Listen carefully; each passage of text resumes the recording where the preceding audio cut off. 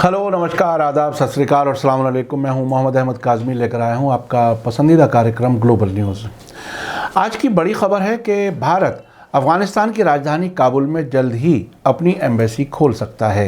अफ़गानिस्तान की news agency आवा ने भारत के द हिंदू अखबार की रिपोर्ट का हवाला देते हुए कहा है कि Bharat, United Arab Emirates, Germany, Japan और कुछ यूरोपीय मुल्क अफ़गानिस्तान में अपने डिप्लोमेटिक सरगर्मियां फिर से शुरू करने के लिए मिलकर कोशिशें कर रहे हैं। भारत अफ़गानिस्तान में अपनी मौजूदगी के ऑप्शंस पर गौर कर रहा है। ये खबर ऐसे वक्त में आई है जबकि कल अमेरिका और तालिबान के बीच दोहा में मुलाकात हुई है। कहा जा रहा है कि दोनों फरीक आगे भी मुलाकातें करेंगे। अमेरिका ने तालिबान को अपने वादे पूरे करने के लिए कहा है। द हिंदू अखबार की डिप्लोमेटिक जर्नलिस्ट सुहासिनी हैदर ने अपनी रिपोर्ट में लिखा है कि नवंबर में यूएई ने काबुल में अपनी एम्बेसी में फिर से काम शुरू कर दिया है।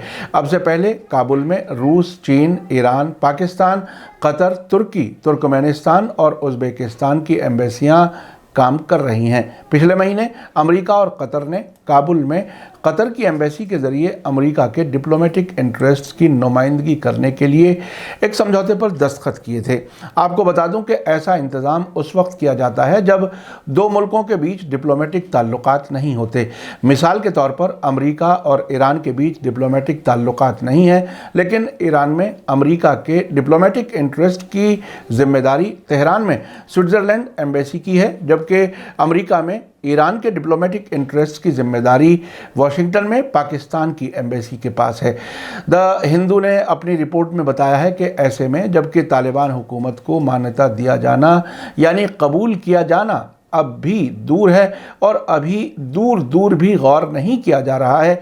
नई दिल्ली में सोर्सेज का कहना है कि हर मुल्क अब भी अफ़गानिस्तान से जुड़ा हुआ है। इस बुनियाद पर फैसले ले रहा है कि अफ़गान अवाम के साथ अपने ताल्लुकात की ज़रूरतों को कैसे पूरा किया जाए। ख़ास तौर पर भारत को पाकिस्तान के रास्ते से मदद का सामान अफ़गानिस्तान भेजने में परेशानी हुई है। इमरान खान सरकार ने इसमें ये शर्त लगा दी है कि सिर्फ पाकिस्तानी ट्रक ही भारतीय मदद का सामान ले जाएंगे और भारत को इसके लिए किराया अदा करना होगा। नई दिल्ली में सोर्सेज का कहना है कि इन परेशानियों को देखते हुए अफ़गानिस्तान में अपनी मौजूदगी के बारे में फिर से चर्चा शुरू हो गई है। द हिंदू अखबार के मुताबिक एक सीनियर अफसर ने कहा है कि अफ़गानिस्तान में मौजूदगी कायम करने का हुकूमत को कबूल करने से कोई लेना देना नहीं है।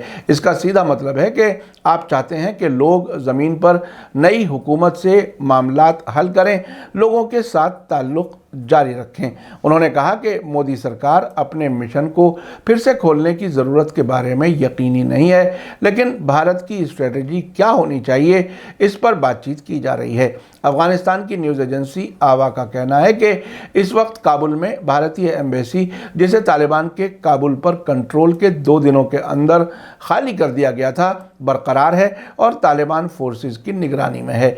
भारत के अंदर काबुल में एम्बेसी के खोलने की मांग बढ़ रही है, लेकिन नई दिल्ली में अफसरों का कहना है कि ये बहुत कुछ इस बात पर डिपेंड करता है कि भारत के दूसरे साझेदार और दोस्त मुल्क क्या करना तय करते हैं। इसी बीच तालिबान सरकार की फॉरेन मिनिस्ट्री के स्पोक्सपर्सन अब्दुल कहार बल्खी ने ट्वीट करके बताया है कि 30 नवंबर ट्यूसडे को काबुल में 14 डिप्लोमेट्स की मौजूदगी के साथ सऊदी अरब की एम्बेसी खुल गई है।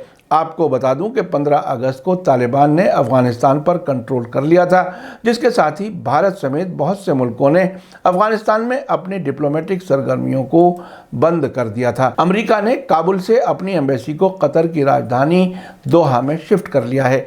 आखिर में आपको याद दिला दूं कि अगर आपने अभी तक media star world YouTube channel subscribe नहीं किया है तो सब्सक्राइब कर लें और घंटी दबाना ना भूलें। और अगर आप हमें फेसबुक पर देख रहे हैं तो हमारे पेज को लाइक करें ताकि हमारी हर नई वीडियो की खबर आपको सही वक्त पर मिल सके।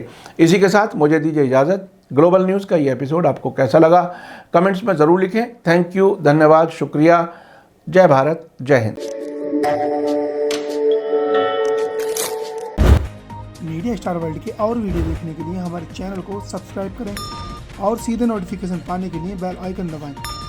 और अगर हमारी खबर सच्ची और अच्छी लगे तो अपने व्हाट्सएप, इंस्टाग्राम, फेसबुक और ट्विटर अकाउंट पर ज़रूर शेयर करें।